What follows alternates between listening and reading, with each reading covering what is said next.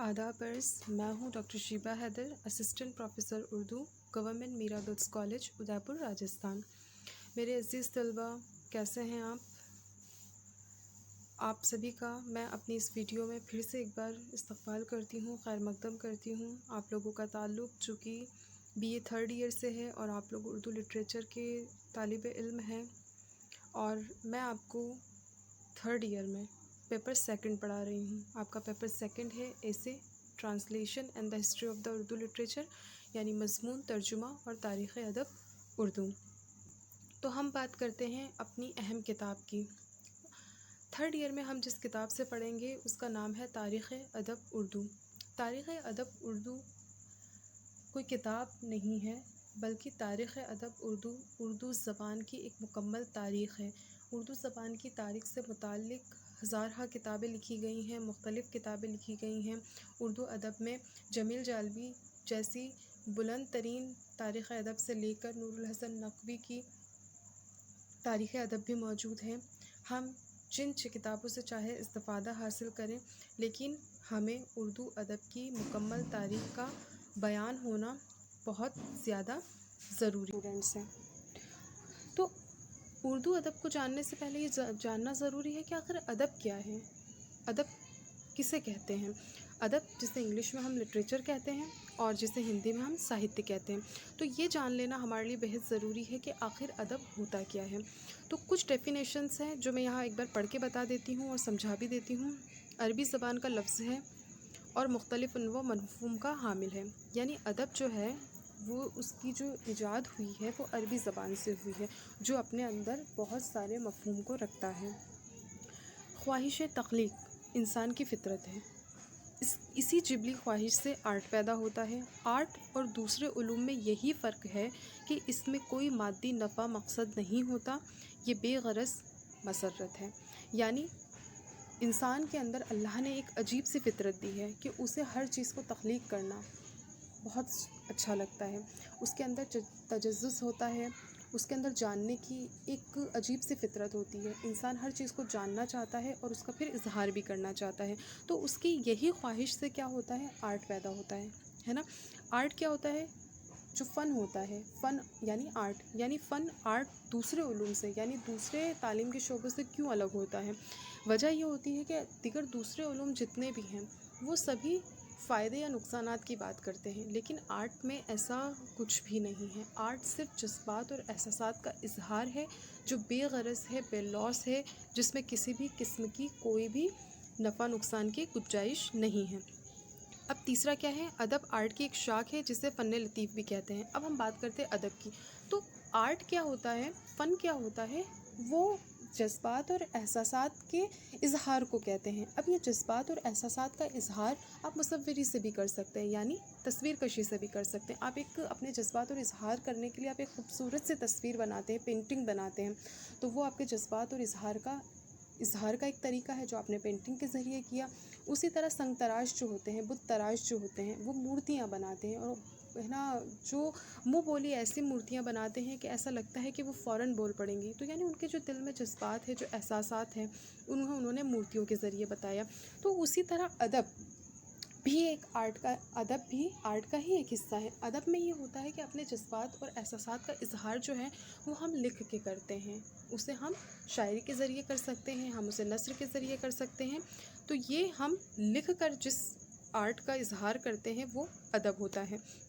اس کی کچھ ڈیفینیشنس ہیں، جیسے میتھیو آرلینڈ کے نزدیک وہ تمام علوم جو کتب کے ذریعے ہم تک پہنچا دیے جائیں ادب کہلاتا ہے، یعنی کتاب میں جو کچھ بھی لکھا ہے وہ کیا ہے، ادب ہے۔ کارڈینل نیومین کیا کہتے ہیں، انسانی افکار، خیالات اور احساسات کا اظہار زبان اور الفاظ کے ذریعے ادب کہلاتا ہے۔ یعنی جب انسان اپنے فکر کو، اپنے خیالات کو، اپنے احساس کو، اپنے جذبات کو اگر زبان سے، اپنے الفاظ سے، اپنے ورڈز کے ذریعے اگر لکھ دیتا ہے تو وہ ادب بن جاتا ہے۔ اسی طرح نارمن جودک کیا کہتے ہیں، ادب مراد ہے ان تمام سرمایہ خیالات اور احساسات سے جو تحریر میں آ چکا ہے اور جسے اس طرح ترتیب دیا گیا ہے کہ پڑھنے والے کو مسرت حاصل ہو۔ اوپر کی 2 ڈیفینیشن سے یہ اور زیادہ بہترین ڈیفینیشن ہے، یعنی کہنے کا مطلب ہے ہمارے جتنا بھی احساس ہے، جذبات ہیں، خیالات ہیں، فکر ہیں، ہم اسے تحریر کر دیتے ہیں، لیکن اگر اس تحریر کو پڑھ لینے سے اگر ہمیں خوشی حاصل ہوتی ہے، مسرت حاصل ہوتا ہے، ہمارے دل کو تسکین پہنچتی ہے، تو وہ ایک بہت ہی خوبصورت اور بہترین ادب ہے۔ اب ہم بات کرتے ہیں اردو ادب کی۔ ابھی ہم ذکر کر رہے تھے ادب کا، یعنی لٹریچر کا، ساہتیہ کا۔ یہ لٹریچر اور ساہتیہ کسی بھی زبان کا ہو سکتا ہے۔ زبان سے مراد ہے کہ انسان اپنے جذبات اور احساسات کو اظہار کرنے کے لیے جس وسیلے کا استعمال کرتا ہے وہ زبان ہے۔ ہم اردو زبان استعمال کرتے ہیں، کہیں انگریزی زبان استعمال ہوتی ہے، کہیں ہندی زبان استعمال ہوتی ہے، کہیں سنسکرت زبان استعمال ہوتی ہے، کہیں فرانسیسی زبان استعمال ہوتی ہے۔ تو ہر زبان کا اپنا الگ ایک بہت ہی رچ اور بہت ہی ثروت مند اس کا تاریخ ہوتی ہے۔ ہم بات کرتے ہیں اردو ادب کی، تو اردو زبان پر مشتمل ادب اردو ادب کہلاتا ہے۔ یعنی ابھی میں نے ذکر کیا زبان یعنی اظہار کا طریقہ، یعنی اردو زبان پر لکھا گیا کوئی بھی ادب کس دائرے میں آئے گا؟ اردو ادب کے دائرے میں آئے گا۔ اردو ادب بنیادی طور پر دو حصوں پر مشتمل ہے، ایک پہلا اردو شاعری اور دوسرا اردو نثر۔ یعنی ہم نے پہلے ادب پہ بات کری، پھر اردو ادب پہ بات کری، تو اب اردو ادب جو ہے بنیادی طور پر ہم اسے موٹے موٹے دو حصوں میں تبدیل کر دیتے ہیں۔ پہلا ہے اردو شاعری، یعنی اظہار کا وہ طریقہ جس میں اصول و ضوابط کی پابندی کی جاتی ہے، جس میں کچھ بنیادی ایسے کچھ اصول و ضوابط ہوتے ہیں، اس کے ارکان ہوتے ہیں، اس کی بحریں ہوتی ہیں، منظوم شکل جو ہوتی ہے وہ اردو شاعری ہوتی ہے۔ جبکہ اردو نثر شاعری کے بالکل برعکس ہوتی ہے، یعنی جہاں خیالات کا اظہار کسی مخصوص اصول و ضوابط کے تحت نہیں ہوتا، وہ اردو نثر کہلاتی ہے۔ اب ہم بات کس کی کر تو چلیے سب سے پہلے ہم بات کرتے ہیں اردو شاعری پر، کہ اردو شاعری کے آخر میں اصل میں معنی کیا ہیں اور اردو شاعری کے تحت کون کون سی اصناف آتی ہیں۔ کسی بھی اصناف کے یا کسی بھی چیز کو ہم دو طریقوں سے پرکھتے ہیں، ایک اس کے لغوی معنی سے، ایک اس کے اصطلاحی معنی سے۔ لغوی معنی سے مراد ہے کہ ہم کسی ڈکشنری کے یا کسی لغت کے تحت جو اس کے اصل معنی و مفہوم دیے گئے ہیں ہم اس کی بات کرتے ہیں، اور اصطلاحاً معنی وہ ہوتے ہیں جو سماج میں رائج ہوتے ہیں، ہم اس کی بات کرتے ہیں۔ تو ہم پہلے جو دیکھیں گے وہ لغوی معنی دیکھیں گے، یعنی شاعری کا مادہ شعر ہے، یعنی شاعری جو ہے وہ شعر سے نکلا ہے، اور جس کے معنی ہیں کسی چیز کو جاننا، پہچاننا اور اس کی وقفیت حاصل کرنا۔ تو یعنی شاعری جو ہے وہ اصل جو ہے شعر سے نکلا ہے، اور اس کے معنی جاننے پہچاننے کے اور وقفیت کے ہوتے ہیں۔ اور جبکہ ہم اصطلاحاً میں اگر شعر کو جاننے کی کوشش کریں گے تو جو قصد کیا جائے یہ کلام موضوع جذبات اور احساسات کے تابع ہوتا ہے اور کسی واقعے کی طرف جاننے کا اشارہ کرتا ہے۔ ایسا بھی ہو سکتا ہے کہ آپ نے کوئی حادثہ دیکھا ہو اور وہ آپ کے دل پر اثر کر گیا ہو اور آپ کے اندر سے خود بخود الفاظ کی صورت میں ادا ہو جائے۔ اس اثر کے بیان کو شعر کہتے ہیں، اور انہی شعروں کو شاعری کے نام سے جانا جاتا ہے۔ یعنی شاعری کا اصل جو مقصد ہے وہ ہے ہمارے جذبات، ہمارے احساسات، ہمارے افکار، ہماری فکر، ہماری سوچ، ہماری فہم، یعنی ہمارے دل کے اندر کا جو بھی سرمایہ ہے، جو بھی غبار ہے، جو بھی کیفیت ہے، اگر ہم اس کو اشارتاً بیان کر دیتے ہیں، کوئی چیز اگر ہمارے پہ نقش کر دیتی ہے اور ہم اس کو اظہار کر دیتے ہیں، اور ہم ادائیگی کے لیے اگر کسی پابندی کا، کسی اصول کا یا کلام موضوع کا یا نظم کا اگر ہم انتخاب کر لیتے ہیں تو وہ اردو شاعری کے تحت آتا ہے۔ آگے دیکھیے، موضوع الفاظ میں حقائق کی تصویر کشی کو شاعری کہتے ہیں۔ یعنی ہم شاعری جو کر رہے ہیں وہ تصویر کشی کر رہے ہیں، یعنی جو ہمارے جذبات اور احساسات ہیں وہ سچے ہیں، حقیقت ہے۔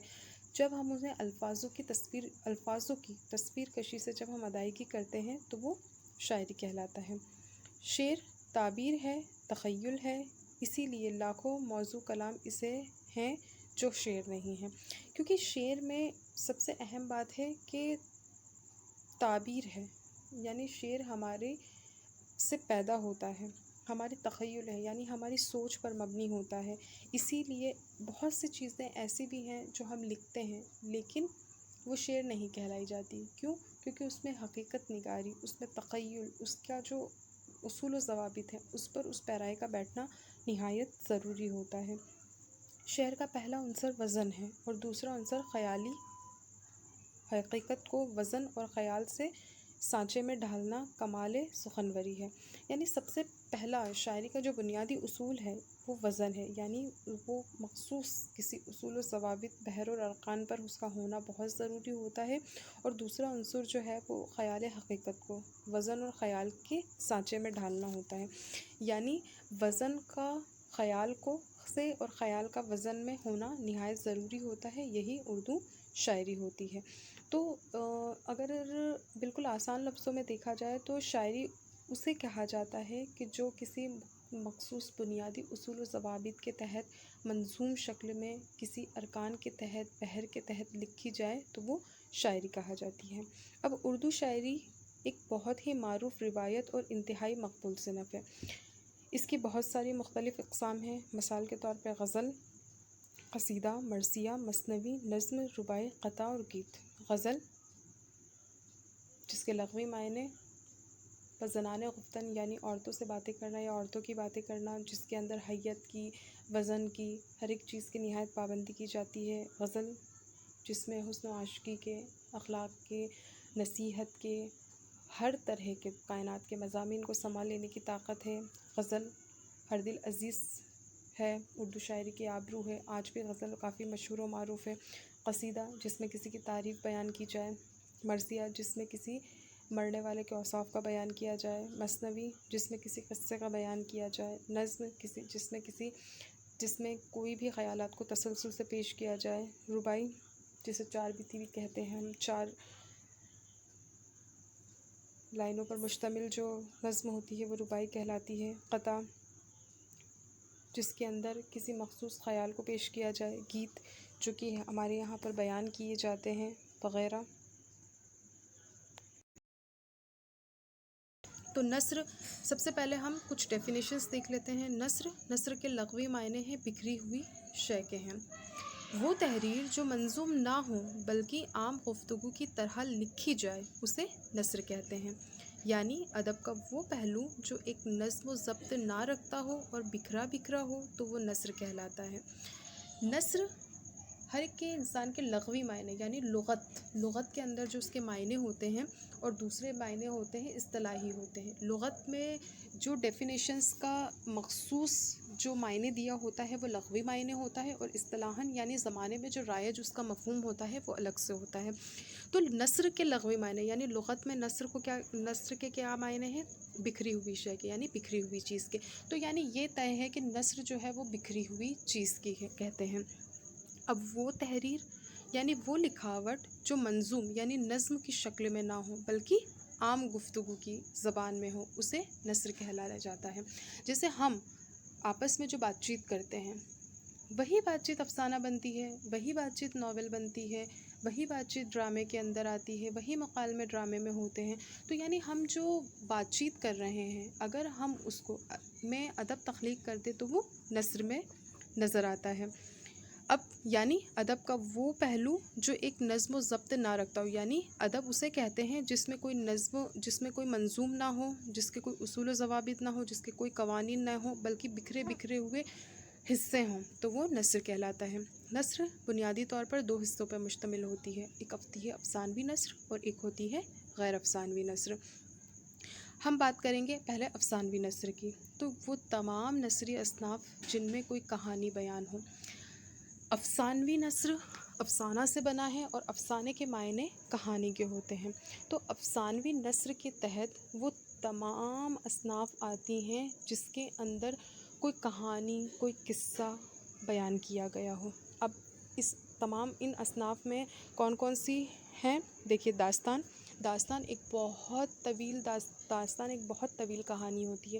اس میں کہانی در کہانی ہوتی ہے، قصے در قصے ہوتے ہیں، بڑی جلدوں پر یہ مشتمل ہوتی ہے۔ ایک کہانی کے اندر سے ہزارہا کہانیاں نکلتی ہیں، سینکڑوں کہانیاں نکلتی ہیں، دسیوں کہانیاں نکلتی ہیں۔ وہیں ہم ناول کی بات کرتے ہیں تو ناول میں بھی ایک کہانی بھی ہو سکتی ہے یا ایک کہانی کے علاوہ کئی کہانیاں اور بھی اس کے ساتھ چل سکتی ہیں. لیکن داستان اور ناول میں یہ فرق ہے کہ داستان جو ہے مافوق و فطرت عناصر ہوتا ہے، یعنی داستان میں من گڑی چیزیں ہوتی ہیں جس میں بھوت، پریت، جن کسی کا بھی ذکر ہوتا ہے، خیالی ہوتی ہے. لیکن ناول جو ہوتا ہے وہ حقیقت پہ مبنی ہوتا ہے. ناول کو جب چھوٹا کر دیا جاتا ہے تو وہ ناولٹ بن جاتا ہے. ناولٹ ایک کہانی پر ہو سکتا ہے یا اس کے ساتھ اور کہانیاں بھی ہو سکتی ہیں. وہیں افسانہ ایک کہانی پہ مشتمل ہوتا ہے. افسانے جس کے لغوی معنی ہے جسے ایک نشست میں پڑھ لیا جائے، یعنی ایک بیٹھک میں پڑھ لیا جائے، اسے ہم افسانہ کہتے ہیں، جس میں کہانی کا بیان کیا جاتا ہے. ڈرامہ، ہم بات کرتے ہیں ڈرامے کی، تو ڈرامے میں بھی ایک کہانی ہو سکتی ہے یا ایک سے زیادہ کہانی ہو سکتی ہیں. حالانکہ ڈرامے کے اندر یہ ہوتا ہے کہ ڈرامے کو اسٹیج پر پرفارم کیا جاتا ہے. اب ہم بات کرتے ہیں غیر افسانوی نثر کی. تو وہ تمام نثری اصناف جن میں کوئی کہانی کا عنصر نہیں ہوتا وہ غیر افسانوی نثر ہوتی ہے، بالکل افسانوی نثر کے برعکس، الٹی. یعنی افسانوی نثر تو وہ ہے جس میں کوئی کہانی یا قصہ بیان ہو، جبکہ غیر افسانوی نثر کیا ہے کہ وہ تمام نثری اصناف جس میں کوئی کہانی کا عنصر، یعنی کہانی کا عنصر نظر نہیں آتا، کوئی کہانی بیان نہیں کی جاتی، کوئی کہانی نظر نہیں آتی، تو اسے غیر افسانوی نثر کہتے ہیں. افسانوی نثر کی بنسبت غیر افسانوی نثر کا دائرہ زیادہ بڑا ہے. اس میں بہت زیادہ اصناف شامل ہوتی ہیں، جیسے سوانح نگاری. سوانح نگاری یعنی کوئی عظیم شخص کسی عظیم تر شخص کے بارے میں زندگی کے حالات کا پورا جائزہ لیتا ہے تو وہ سوانح نگاری ہوتی ہے. خود نوشت، جب کوئی عظیم انسان خود اپنے بارے میں اپنی زندگی کا جائزہ مکمل پیش کرتا ہے وہ خود نوشت ہوتی ہے.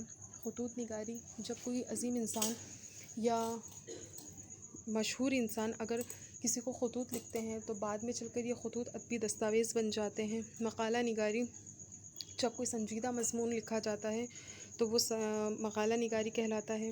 سفر نامہ، اگر کوئی سفر کی پوری رودات بیان کرتا ہے تو وہ سفر نامے میں آتا ہے. ترجمہ نگاری، اگر کسی دوسری زبان کا ادب کو اگر کسی دوسری زبان میں اگر جب منقتل کیا جاتا ہے تو وہ ترجمہ نگاری ہوتی ہے. تحقیق نگاری، جب ریسرچ کی جاتی ہے، کسی چیز کا پتہ لگایا جاتا ہے یا کھوج بین کی جاتی ہے تو وہ تحقیق نگاری کے تحت کی جاتی ہے.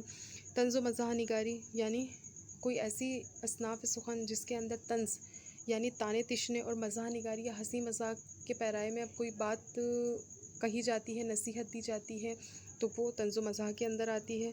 شخصیت نگاری، اگر کسی شخصیت پر بیان کیا جائے تو وہ شخصیت نگاری ہوتی ہے. خاکہ نگاری، اگر کسی شخصیت کا خاکہ یعنی اسکیچ کھینچا جائے اور اس کے بارے میں تو خاکہ نگاری کے تحت آتا ہے. مضمون نگاری، یعنی کسی ایسی چیز جس سے ہمیں کوئی مفاد حاصل ہوتا ہے، کوئی نصیحت ملتی ہے، جس سے ہم درس حاصل کرتے ہیں تو وہ مضمون نگاری ہوتی ہے. انشائیہ نگاری، چونکہ انشائیہ نگاری نشے کی ترنگ ہوتی ہے، بے ساختہ لکھی جاتی ہے، جسے پڑھ کر خوشی حاصل کرتی ہے لیکن اس میں کوئی نہ کوئی درس چھپا ہوتا ہے، وہ انشائیہ نگاری ہوتی ہے. صحافت نگاری، جرنلزم کہتے ہیں ہم جسے، اخبار نویسی بھی کہہ سکتے ہیں ہم. صحافت، جہاں پر نگاری کے تحت صحافتی کالم، اخبارات وغیرہ کی نیوزیں وغیرہ لکھی جاتی ہے. رپورتاژ، کسی چیز کی جب رودات کو بیان کیا جاتا ہے، کوئی سیمینار ہے، کوئی محفل ہے، اگر ہم اس کی رودات بیان کر رہے ہیں تو وہ رپورتاژ کے تحت کر رہے ہیں. تنقید نگاری، اگر کوئی تخلیق ہے، کوئی فن پارہ ہے، اگر اسے مخصوص بنیادی اصول و ضوابط کے تحت اگر ہم اس کا نقطہ چینی کرتے ہیں یا اس کے محاسن اور معائب کا پتہ لگاتے ہیں، اس کے فن کا تعین قدر کرتے ہیں تو وہ تنقید نگاری کے اندر آتا ہے.